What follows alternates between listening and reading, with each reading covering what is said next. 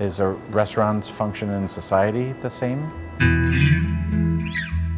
I think it is, but I don't know how we can be a transportive experience, a release from stress and concern in the rest of your life.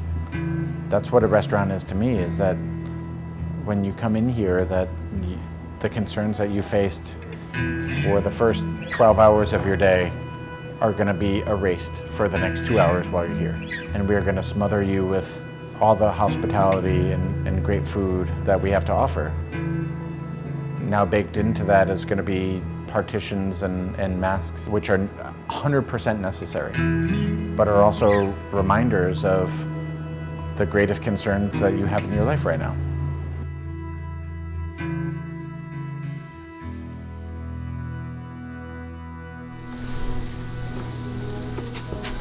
Hiya.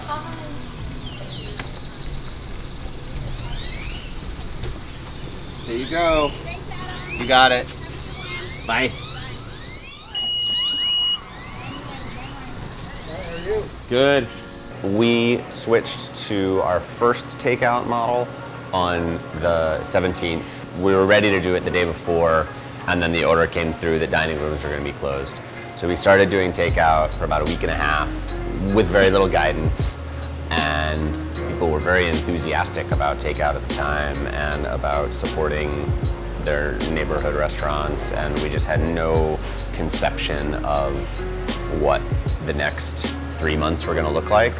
So after about 9 days of that, we realized that we were not being safe enough. What we were doing was too difficult to pull off in a responsible way.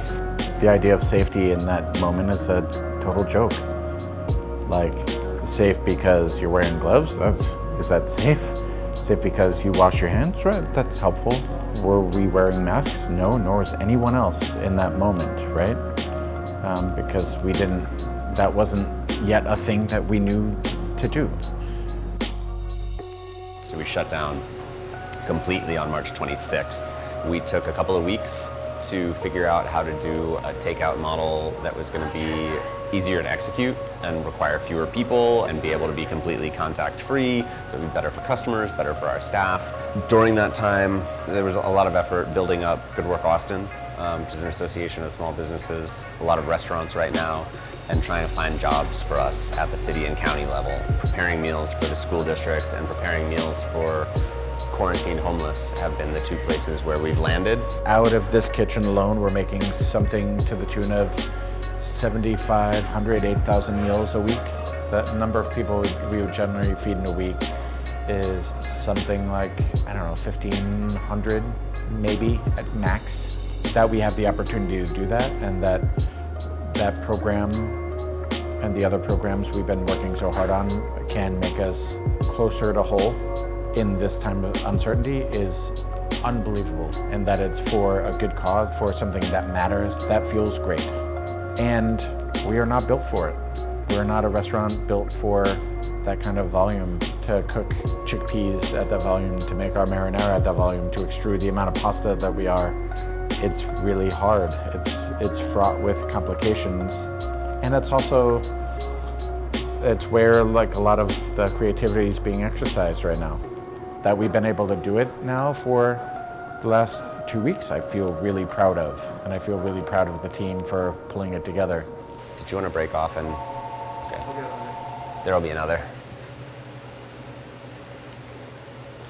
Good afternoon, Locadoro. This is Adam. How can I help you?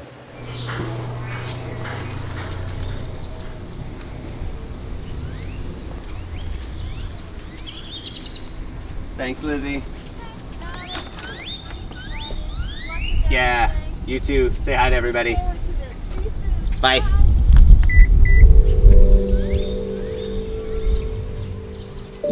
We've also spent a lot of time during this last 4 or 5 weeks of takeout preparing a reopening agreement that a number of restaurants around town could actually all sign on to. So it's a little different than a lot of the guidelines that have been released.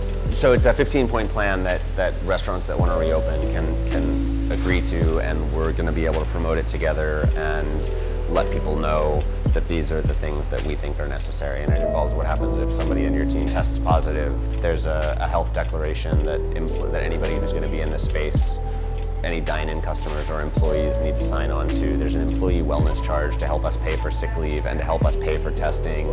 So what's happened between March 17th and now is just immense. How much we've learned about the virus, how much we've learned about operating our businesses, how much we've learned about what different parts of our community want out of this, and I think we're just going to keep learning.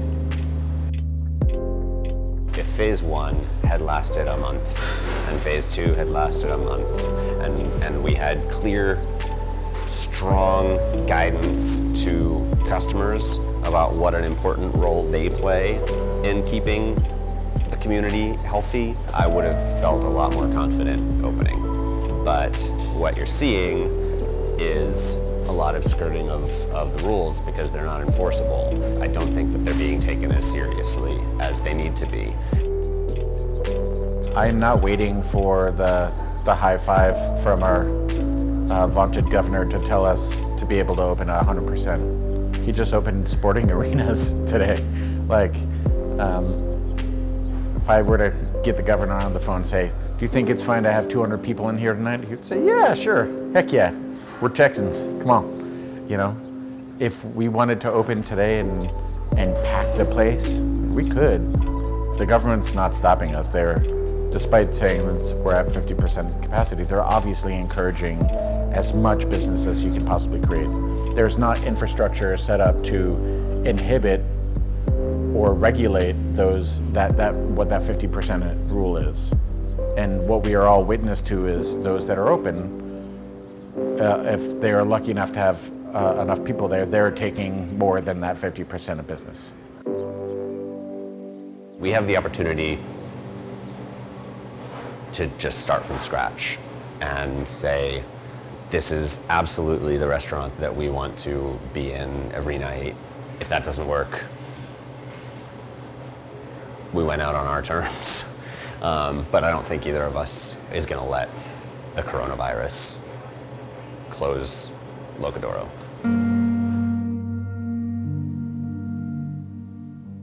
We operate with a great deal of transparency about who we are and how we operate, how we interact with the community around us. You know, I feel like to be like a really smart restaurateur right now is to sort of cover some of that up and put on the circus hat and get back in the game. To do that would really be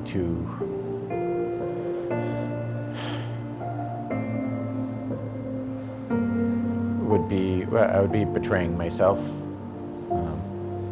and betraying everybody that works here, because I've promised and demand of myself a level of honesty and accountability that lives outside of the realm of.